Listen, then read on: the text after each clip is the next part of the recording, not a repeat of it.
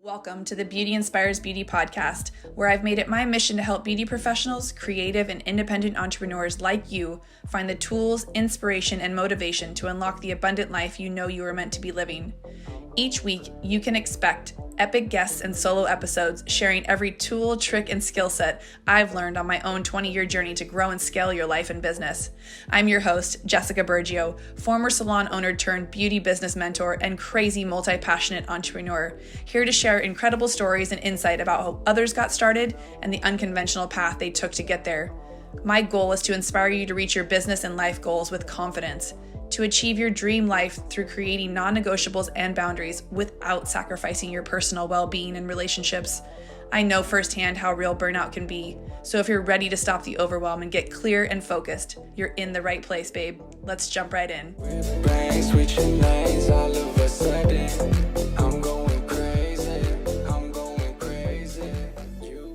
Welcome back to the Beauty Inspires Beauty podcast. I'm your host, Jessica Bergio. How are you guys today? I'm very excited to bring on this special guest. We literally were just laughing because we've been trying to put this on the books for probably a year. I was like, oh, it's been a couple months. She's like, no, it's been since like December. So that's good because when I asked her, how are you? She said, busy, but in a good way, not busy in like a, oh my God, my life is terrible way. And that's kind of what we're bringing to you guys today in this conversation. You're going to love it. So tune in. And as always, tell us what you think at the end of the show. And if you can rate and review and share, that would mean the world to me. This is Kelly. Welcome to the show, Kelly. Thank you so much for having me. I'm excited we finally made this happen. I know. And I watched Kelly kind of from the beginning, like in the early stages, I should say, of marketing and getting this, we'll tell you in a second, business out there into the world. And literally like kind of being a fly on the wall and not really being in your business, but seeing what you're doing and growing and like the things that you've worked through and had the challenge, all the things has been super inspiring. So that's for sure why I had to have her on the podcast. But Kelly is the founder of Kayla Gray, which is a luxury line of clean fragrances. And you all know how passionate I am about clean, non-toxic beauty right now. That's why I'm in the company I'm in also. But, just getting to know Kelly over, social media through, we've never met in real life, but through the combined efforts of us both joining a mastermind to learn more about business, learn how to start our own companies, and to just be around like-minded people. That's kind of where I wanted to start this conversation. Like, how has investing in yourself impacted you personally and your business? It's been huge, I think, especially for me as an entrepreneur. I had worked for large corporations for the last 17 years of my life. And so trying to figure out what I needed to do to make sure that me going out on my own and being an entrepreneur and starting my own business was successful was something that was very important to me. And to me, one of the ways to be successful is to understand my own strengths and weaknesses. And for me, putting myself through things like masterminds and just, putting myself in a room with people who knew way more than I did on parts of business that I just knew I wasn't well versed in was the perfect way for me to quickly learn what my strengths and weaknesses are, both as a personality, as a person, but also what my strengths and weaknesses are in terms of business, so that I'm able to invest in the areas that are my weakness and just kind of move that much quicker in my business than I would have been able to do if I was trying to do it on my own.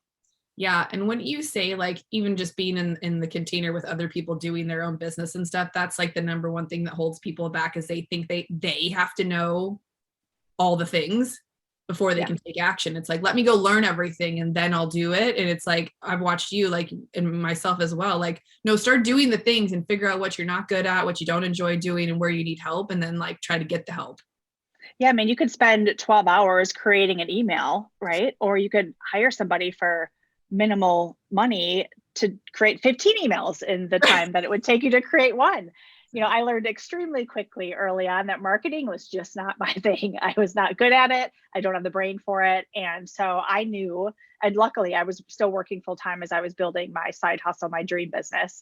So I did have funds available to be able to invest in people in order to help support me in areas of my weakness. But I learned very, very quickly the areas that I was just spending so much time on and getting so frustrated in, and it just wasn't a good use of my energy. And Mastermind was a huge, incredible opportunity for me to both meet people that could help me and also quickly help me learn where I needed to invest. Totally. Yeah. And I don't know about you, but that was like one of the biggest investments I made in myself personally at the start of this, which then it was like, is this real or not? Do you want to put skin in the game? Because if you do, like, this is going to prove it to yourself or not. And honestly, like through the hardships and through the hiccups and through the road bumps, like having already invested, I'm like, well, you're not turning back now. You better keep going, and it's Yeah. like, There's knowing. something to really be said about, like, I had never invested a large amount of money in myself Me ever. neither. And just Yeah, like you said, even going through all of the craziness that we went through over the last year and a half, to have like a group of people going through it with you was huge. It was huge. And I never even knew that things like that were possible or out there for me. And so it was pretty exciting to kind of stumble upon that and realize that it was out there as a resource. totally. And, I think having like a base to go back to and ask questions where you feel like, you're not asking favors, you've paid to ask these questions and be a part of these conversations. And for the networking portions of like who this helps you get in front of, and like, I feel like you kind of can take some more ownership of like, hey, no, I need help and I paid to be here, so hey, listen to me. Yeah, Yeah, you paid. You're not asking for a favor. Like, you paid, you invested in this, you have expectations of what you were going to get out of it. And if you don't ask for what you need, especially when you pay for something, then you're the one who kind of loses out at the end of the day. So for me, investing just gave me that much more confidence to really ask for what I needed. totally. I love that. So let's dive into the business that you started. Like, you were in corporate America, trucking along, having a regular old career, if you will, right? Yeah. Probably doing well, because I know Yeah. you. And where did this passion project come from? So it came from a long, long time ago. So I was born and raised in Wisconsin. I spent a ton of time outdoors growing up, and I was always fascinated with the way that season changed and the newness that brought on every few months, whether it was like new flowers blooming or leaves changing colors, or just the snow kind of blanketing the world in white. Like, I was always really fascinated with nature. But I was also very beauty obsessed. Like, it was kind of a weird marriage of the two. I would spend all of my saved money on those fashion magazines that came out with the best of beauty articles and everything in it. But the marrying of the two didn't come across to me until after my first job. So my first job was like my dream job. I landed a job as an assistant buyer in fragrances, and I was totally in heaven. I always tell this story because it was just so pivotal for me. But I remember standing in the fragrance closet. They had this huge closet just full of perfume bottles. I mean, it was like heaven to me in my early 20s. And I remember being in that closet, and there was a scent called Demeter Tomato. Demeter was the name of the company, and the fragrance was called Tomato. And I remember smelling that scent, and it literally brought me back to a moment when I was younger in my mom's garden eating her tomatoes. Like, we would leave in the morning, go do all, just get in trouble in the woods and all those things, and then come back and eat all of the things out of her garden and then leave. And the connection between scent and memory had never been more tangible than at that moment. My dad was an entrepreneur, and so I knew I always wanted to start my own business, but being an assisted buyer, like, I just loved it so much. And I kind of grew my way up, worked my way up in the corporate environment and retail. And it just became harder and harder to walk away from a steady paycheck, from all of the different, the promotions, the accolades, the, pat on the backs from all of, leadership and everything. It was very hard to walk away from that. And it wasn't until I actually moved to Arizona in 2010 and for a job in corporate retail. And met my husband in 2014. We got married in 2016, and we wanted to expand our family. So I found out I was pregnant in 2017, but I actually suffered from a ruptured ectopic pregnancy and almost lost my life, as well as losing our first baby. And it actually happened again in 2018.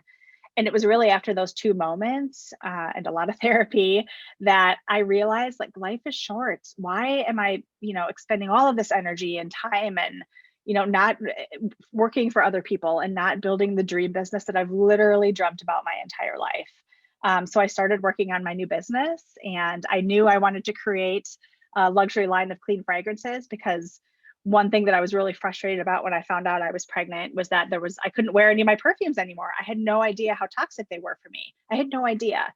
And I was kind of heartbroken over it. So I started working on the company, and decided to name the company Kayla Gray because it was going to be the name of our first baby. I really wanted a way to kind of honor the heartbreak that we went through by creating products that created memories for other people. So that's the backstory on Kayla Gray. And we just launched on Black Friday of 2020.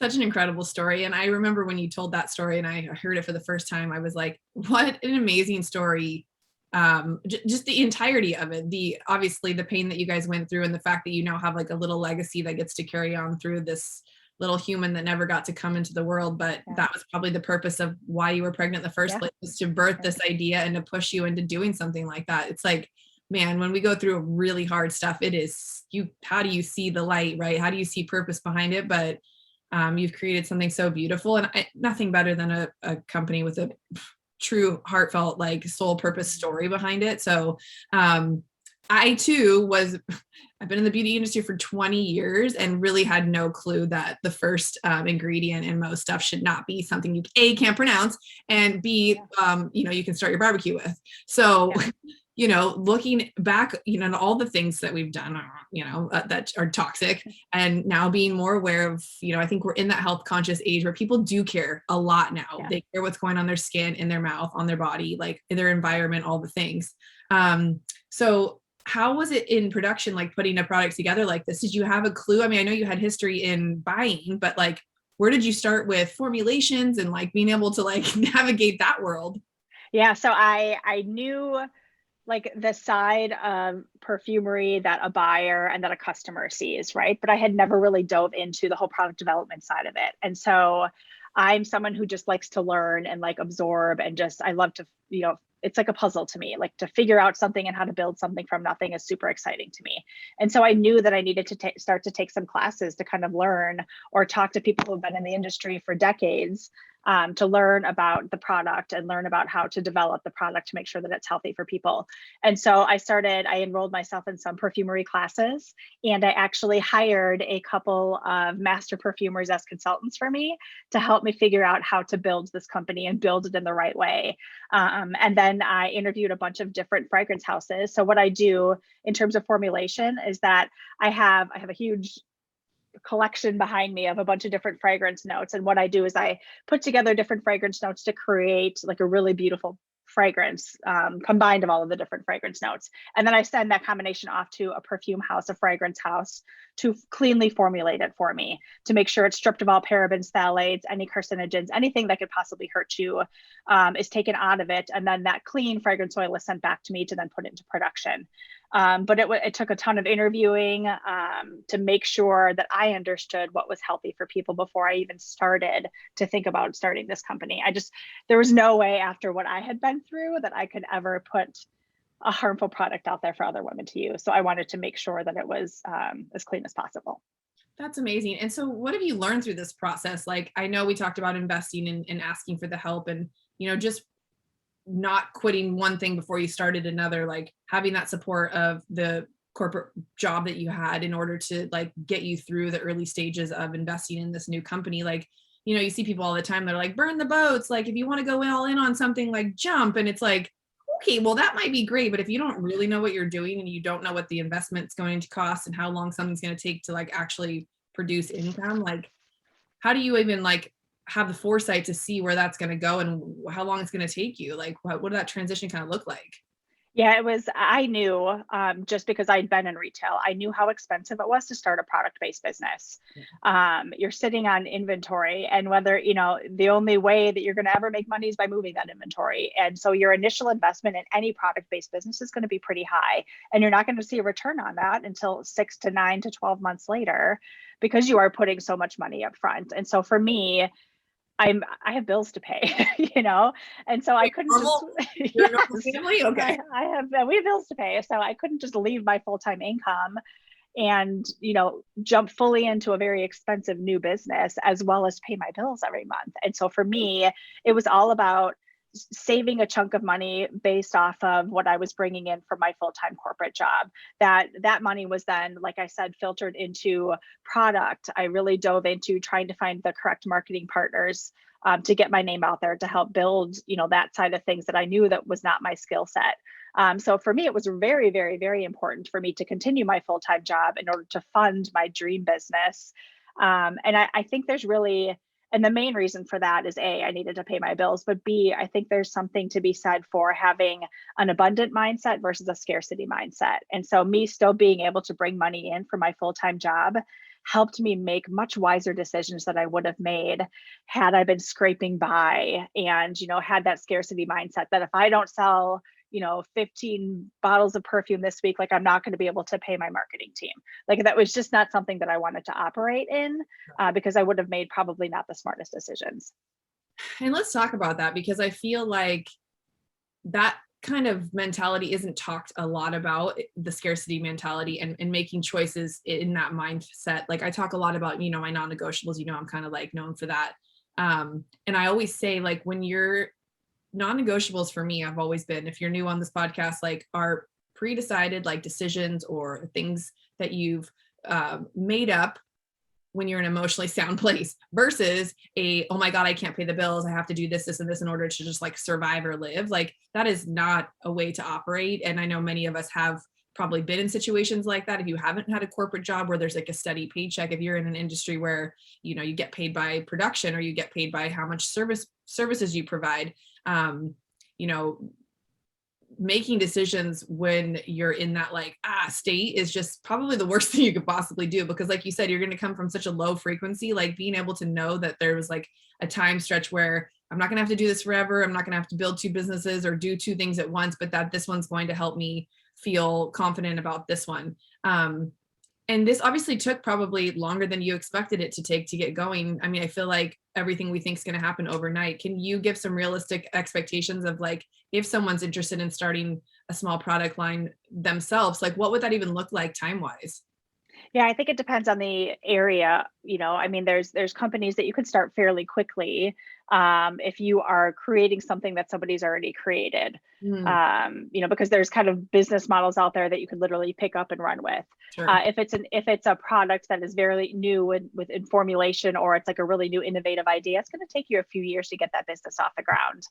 And even once you launch the business, I think there's something that people think you launch a business and then you just have to continue marketing, to continue to grow your customer base. But it's hard. If you think about most product-based launches or launches, period, is that first initial launch, you're going to do well, because you've got all the hype and you've got all of your friends and family purchasing, and everybody's excited about the product, but then things kind of die down a little bit. And then you have the people that are truly new to you and your business that you need to continue to grow. So it's that true customer base that doesn't know anything about you. So your friends and family and their purchases have kind of pushed aside, and you really need to build your business from the ground up.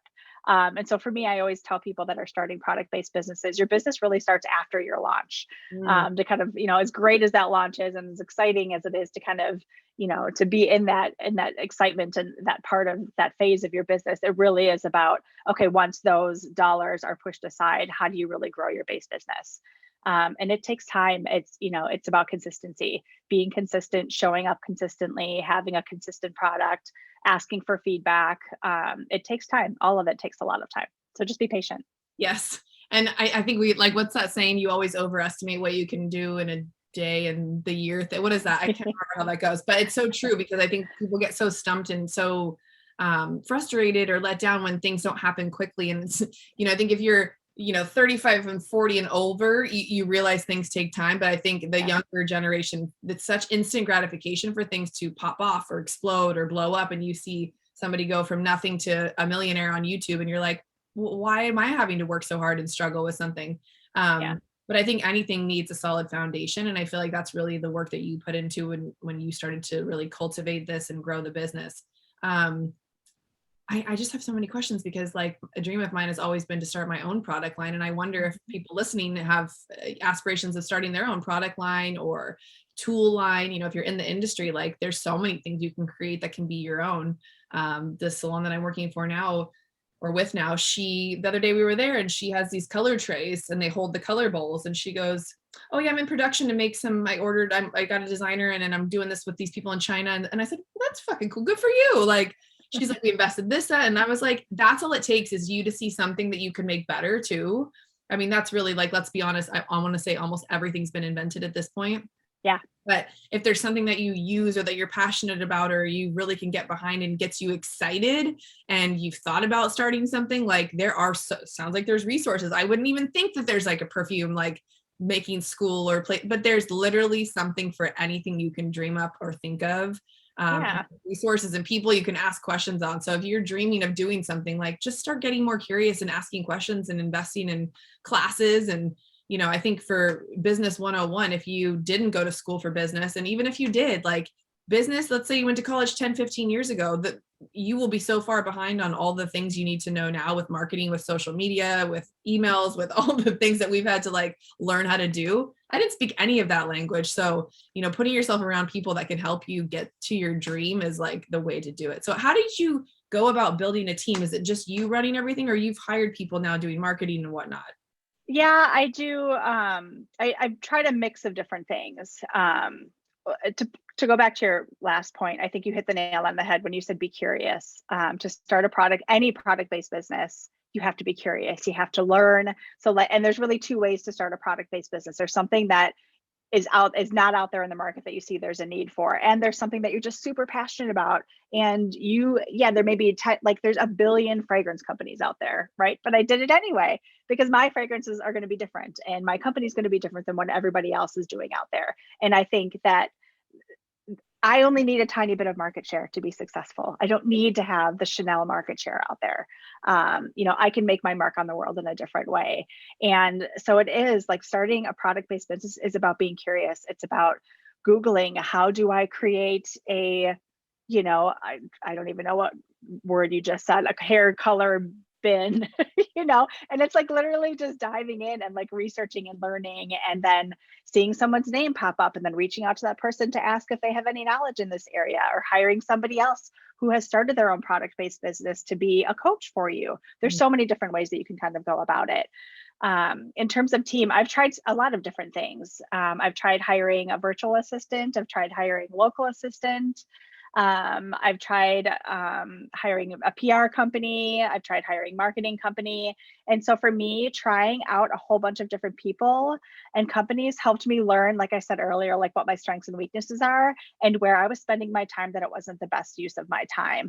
I'm the visionary of the company. I'm the one who needs to be out there telling people, shouting from the rooftops what my company is about, talking about the story behind the brand and why our brand is different than other brands out there. So that's where my time is best spent. It's not best spent creating batch social media.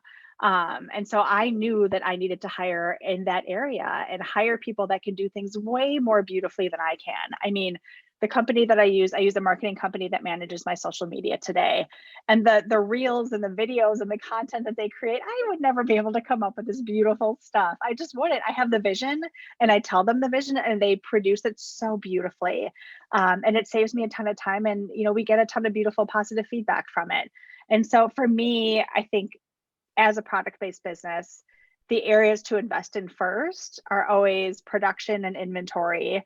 So packing, shipping, fulfilling orders, because that's just not the best use of your time. And then things that just take a ton of time that you don't enjoy and are taking you away from being the face of your business. And so for me, that was, batching and doing social media things.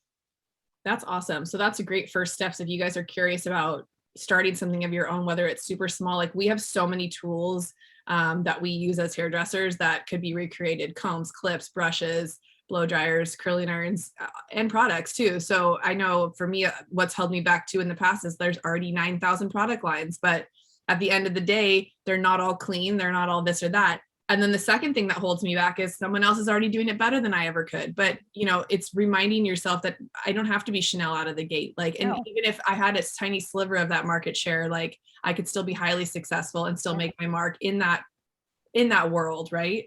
So I hope this empowered you guys to think bigger and to think, what else could I be doing, and using your expertise in one thing to help you create something else. It's like such a beautiful thing. Or if you're interested in something that has nothing to do with what you're working on, like get around people who are doing it and don't be afraid to ask the questions and get the help. Like that's the number one thing I think as strong women, as strong humans, if there's guys listening to this too, like, asking for help is a superpower. It is a strength, and it is something, the more you do it, the easier it gets. And just owning that if you don't know something, like somebody knows it, like go find who they are. And people want to help people. So that's why people create podcasts like this, to bring more information to you. And that's why YouTube is a fucking massive, billion trillion dollar industry, because people want to learn things. So I think getting really curious has just always been like my forte. And like, you remembering that, like, what am I good at, and staying in the visionary mode. Cause I think like a lot of creatives, and they've got something on their mind, they think, like I said earlier, they got to figure out how to do it all.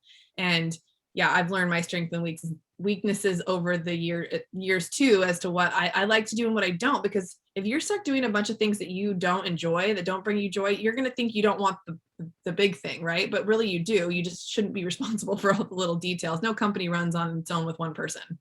Absolutely. Yeah. And I think another way that I found a ton of resources when I first started, I listened to a ton of podcasts, like women founded podcasts like yours, or there were some other podcasts out there that I started about women starting businesses. And like I would listen, and if they were talking to an expert, I'd write that expert down. And then I'd dive into that, expert's IG page or website. And then they would be talking about some other expert. And so then I would go to their page and kind of learn what they were about. Or I would join like all of the different small business networking groups that were here in Arizona and Phoenix. And, even if somebody wasn't doing anything similar to mine, most likely they knew where to get good labels, or like where they could get packaging, and or what PR company they were using, or do they have a connection to a media outlet that I could get a 10-second spot on TV? Like almost everybody that you come in contact with has some way to help you in your new business.